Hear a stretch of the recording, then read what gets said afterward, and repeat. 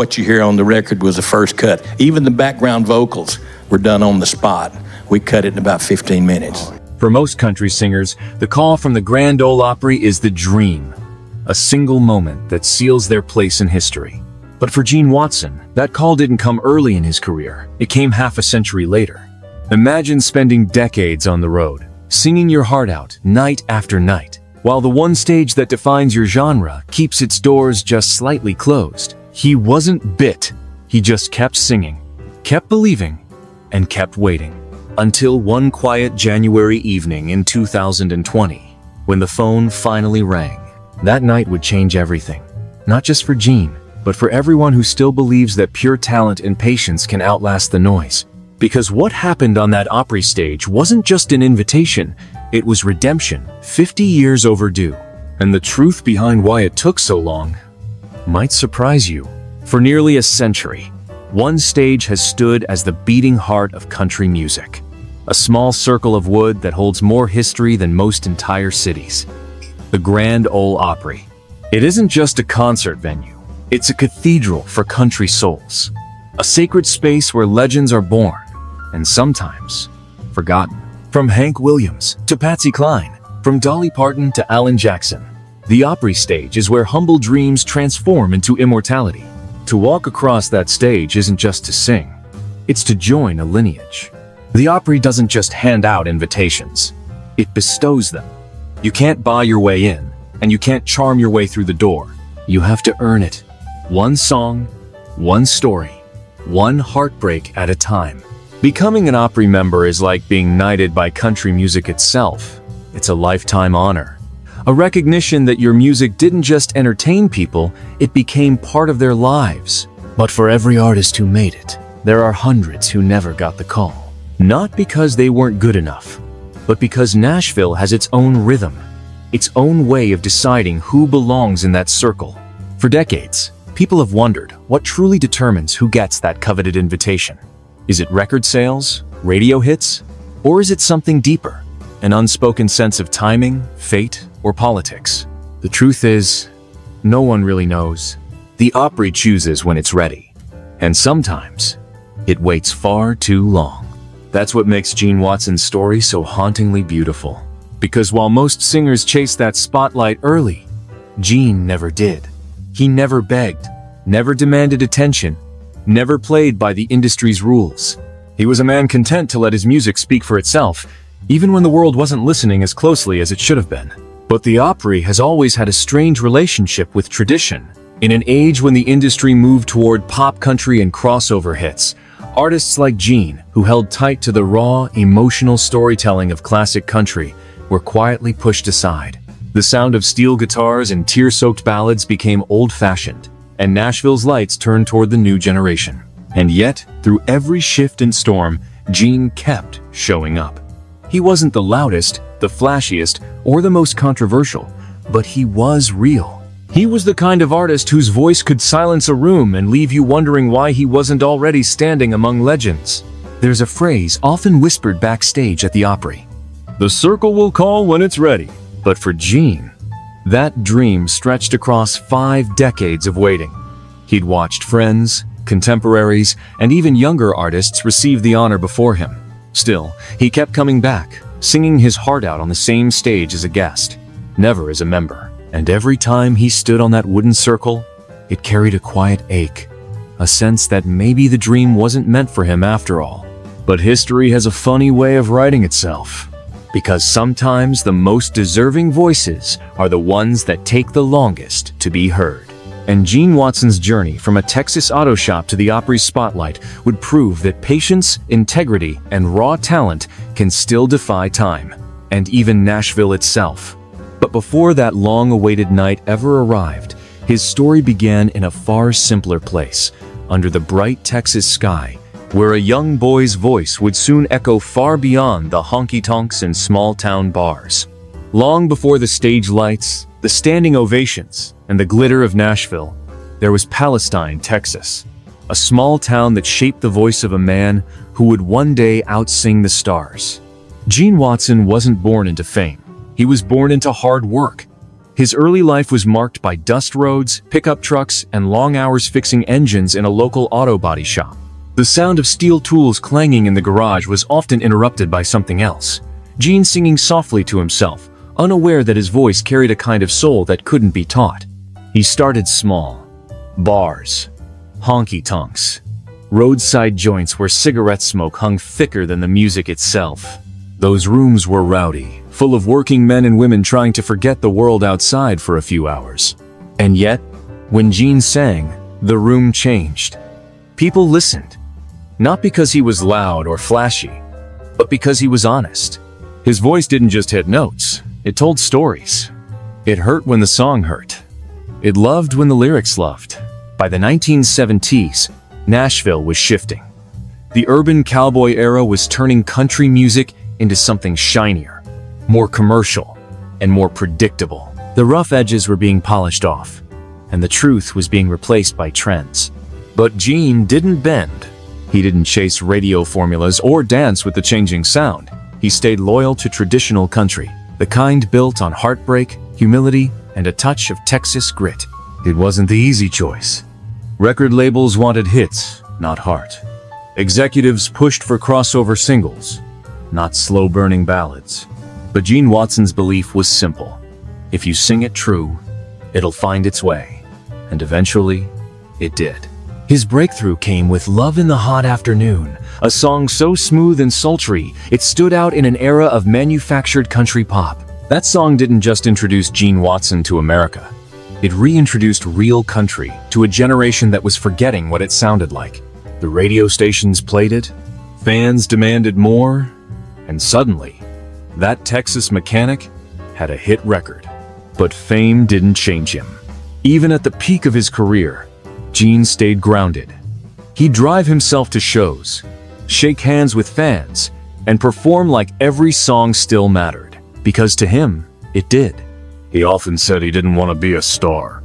He just wanted to sing songs that meant something. And that's exactly what made him timeless. Over the years, he became the quiet cornerstone of traditional country.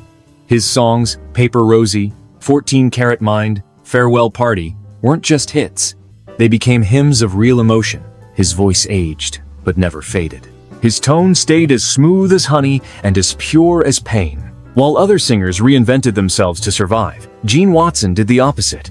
He stayed true, and somehow, that made him stand out even more.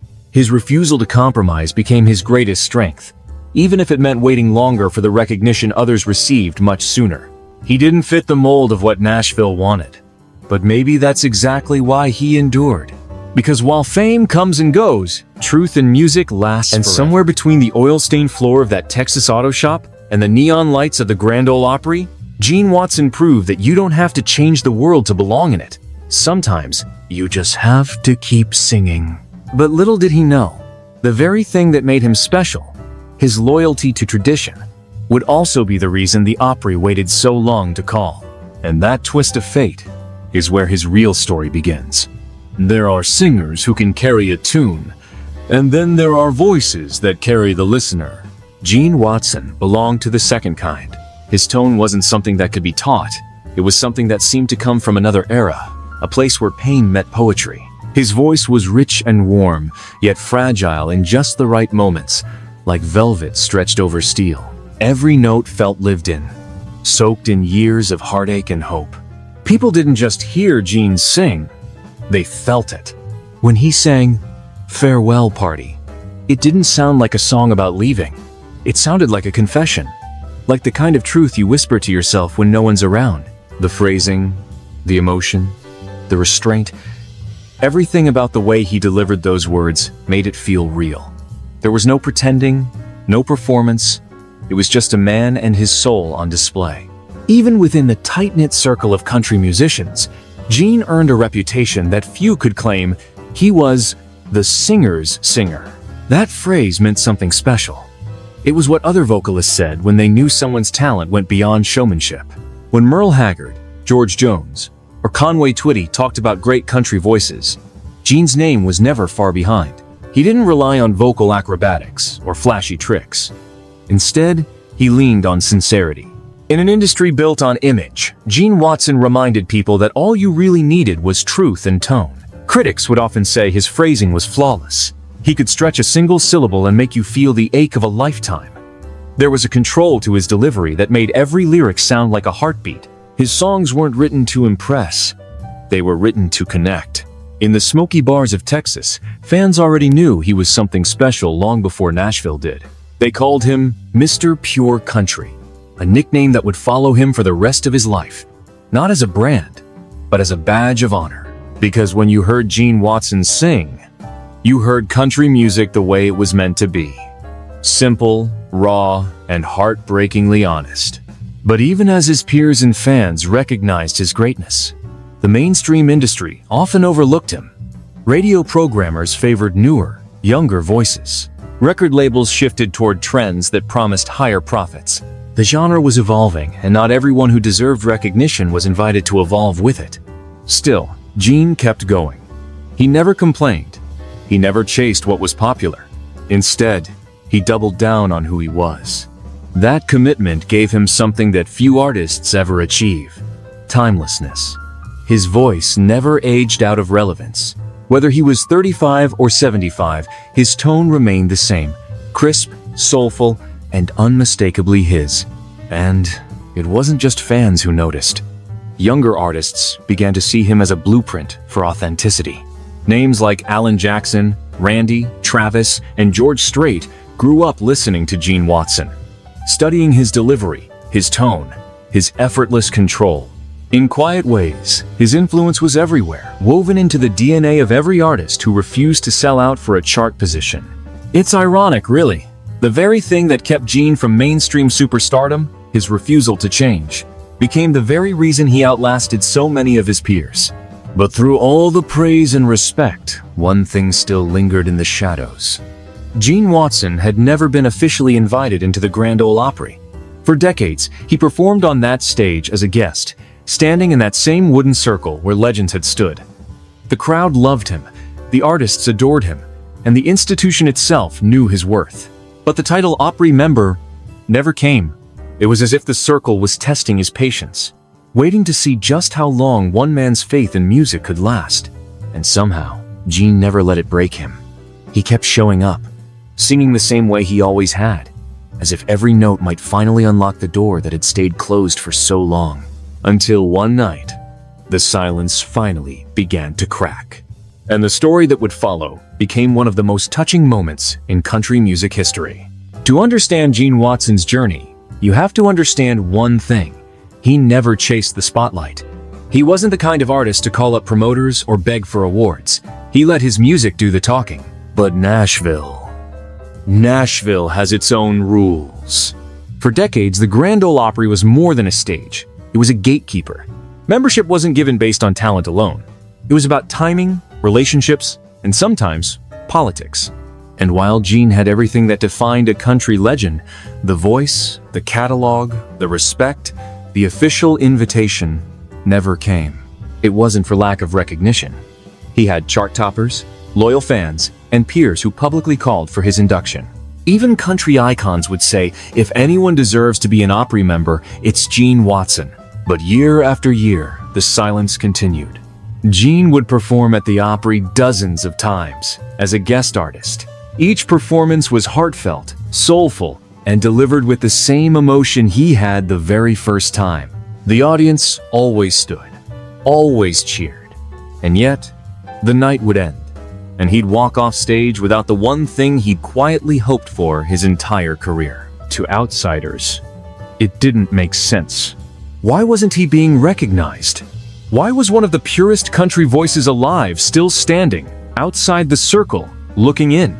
But Gene never voiced frustration. He never turned bitter. He'd often say, if it's meant to happen, it will.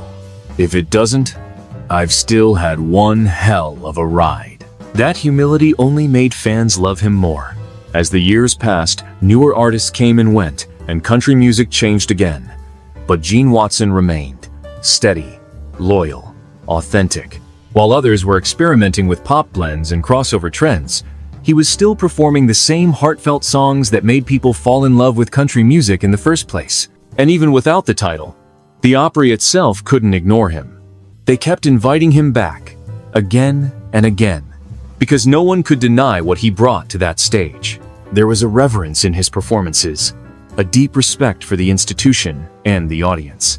He'd step into the circle, close his eyes, and let that voice fill the room. You could almost feel the air change when he sang, as if the Opry itself was listening, silently wondering why it had taken so long to make things right. Fans began to ask publicly, "Why hasn't Gene Watson been made a member yet?" Country forums lit up, interviews circled the same question, and even artists like Vince Gill and George Strait hinted that it was overdue. And then, just as it seemed like the moment would never come, something shifted. In January 2020, the Opry lineup listed Gene Watson as a performer, like so many times before. But behind the scenes, there was a quiet buzz. Something was different about that night. The audience didn't know. Gene didn't know. To him, it was another night to do what he loved most, sing. He walked onto that stage, the lights casting a soft glow over the historic wooden circle. His voice filled the hall, as strong and clear as ever. The crowd swayed, mesmerized, unaware that history was just minutes away. When he finished, the applause was thunderous. Then, out of the wings, another figure walked onto the stage, Vince Gill, guitar in hand, smiling knowingly. Gene looked confused at first. Maybe he thought it was just a friendly surprise. For a moment, Gene froze. His lips trembled. The crowd erupted. You could see it in his eyes. Every mile, every show, every moment of doubt suddenly made sense. That night, the circle finally opened, and the man who had waited the longest finally came home.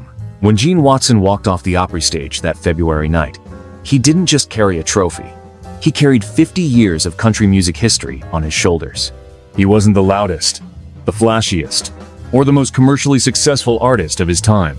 But ask anyone who knew real country music, from the studio musicians in Nashville's back rooms to the truckers driving through Texas highways, and they'd all tell you the same thing. Gene Watson was the truth. In a world that had started favoring glitter over grit, Gene never chased trends. He didn't bend to pop influences or modern radio formulas. He stayed loyal to what he believed country music was meant to be. Storytelling that came straight from the soul. Each song he sang was a reflection of real life. Heartbreak, faith, love, and quiet dignity. His lyrics didn't just tell stories. They felt like home. And that's why, even after 5 decades, his fan base never faded. They grew older with him. They brought their children and grandchildren to his shows. They introduced new generations to his music, not because of nostalgia, but because truth, it turns out, never goes out of style. When younger artists talked about their heroes, Gene's name kept coming up. Alan Jackson once said Gene's voice was pure country, the kind of sound you don't forget. Vince Gill called him one of the finest country singers alive. And George Jones, the possum himself, once told him, "You're one of the few who never lost the sound." Even as the industry evolved, Gene became a living connection between eras. He was the bridge between the classic storytelling of the 1960s and the emotional precision of modern country. His phrasing, his tone, they reminded listeners of a time when country wasn't a style, but a way of speaking truth. And perhaps that's why the Grand Ole Opry induction meant more than a plaque on the wall. It wasn't just about Gene joining a club. It was the Opry acknowledging what so many fans already knew, that Gene Watson had quietly become one of the most respected country voices of all time. But what few people knew was how close Gene had come to giving up, years before that call ever came. In the early 2000s, when radio stations began phasing out traditional country in favor of newer pop-inspired acts, Gene's bookings slowed. He watched as many of his peers retired or faded from the spotlight. There were nights when the crowds were small, and the road felt endless. But Gene never stopped. He once told a reporter, "I kept singing because people kept showing up.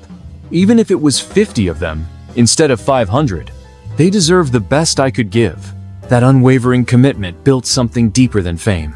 It built trust. Fans trusted him to always be real. To never fake an accent, never chase a trend, never pretend to be anything other than the man he was. When you watched Gene Watson perform, you weren't just watching a singer. You were witnessing a man who had lived every word he sang. Even the Opry staff who worked behind the scenes said there was something different about the night of his induction. It wasn't just another ceremony, one said later. It felt spiritual, like something that should have happened years ago, finally found its moment. Gene didn't dwell on the years it took. He didn't resent the wait. He said, "The Lord's timing is never wrong. I wasn't ready before. Maybe country music wasn't ready either. And maybe that's true. Maybe the world needed to change, to come back around, to remember what country really sounded like before it could give Gene his rightful place. Because in the end, Gene Watson's story wasn't about recognition. It was about restoration. A man who never lost faith finally saw that faith rewarded, not by chance, but by the quiet, enduring power of truth. It's been years since that night in 2020s, but for Gene Watson, time seems to move differently now. He still performs, still records, still meets fans who come up after shows saying, "I was there the night they made you an Opry member." He smiles every time, tips his hat, and replies the same way. So was I. There's a likeness to him these days, a quiet peace. He's not chasing stages or headlines. He's doing what he's always done, telling stories in 3 chords, and the truth. But now, he does it with the knowledge that the place he'd loved all his life, the Grand Ole Opry, loves him back. Sometimes he talks about that moment on stage, about Vince Gill's voice, the crowd's roar, the way his hands shook when he said yes. And then he'll pause, smile faintly, and say, "It was worth every mile." The induction didn't just validate his career. It redefined what success looks like. For Gene, success was never about awards or radio play. It was about the people who lined up after every show with old records in their hands and stories in their hearts. People who said, "Your song got me through my divorce," or "My dad played your records before he passed, and hearing your voice makes me feel close to him." That's the kind of success you can't measure with charts. And that's what makes Gene Watson's journey timeless. Because the truth is, country music isn't about perfection. It's about humanity. About the cracks in a voice, the silence between words, the stories that make us cry when we least expect it. And Gene's music has always carried those things. Untouched, unpolished, and utterly real. Even now, when he walks onto the Opry stage, the crowd rises to its feet before he sings a note. They know they're not just hearing a legend. They're witnessing a piece of living history. And as he stands there, microphone in hand, hat tipped low, that warm, soulful voice filling the room, it's clear that the circle he stepped into that night didn't just close, it expanded. Because the Grand Ole Opry isn't just a stage, it's a promise that true country music, no matter how long it waits, will always find its way home. In interviews, Gene has said he feels more grateful than ever. "I've had a good run," he says softly. "If it all ended tomorrow, I'd still be thankful. The Opry gave me the one thing I'd been missing, a home." And that's the essence of Gene Watson's legacy. Perseverance without bitterness, talent without arrogance, faith without doubt. In a world that often celebrates the quick rise, Gene's story is a reminder that sometimes the slow climb builds something stronger, something permanent. His voice, his songs, his grace, they stand as a quiet defiance against time itself. Because in the end, the story of Gene Watson isn't just about one man's journey to the Grand Ole Opry. It's about every artist who ever wondered if staying true was still worth it. And Gene's answer, delivered through 50 years of heartbreak, hope, and harmony, is simple. Yes, it always is. The crowd still rises when he sings "Farewell Party." But the irony is, he's never really saying goodbye. Because some voices, some stories, some hearts, they never fade. And in that sacred wooden circle of the Grand Ole Opry, beneath the lights and the echoes of all who came before him, Gene Watson's voice still lingers. Warm, steady, eternal. The circle, as they say, remains unbroken.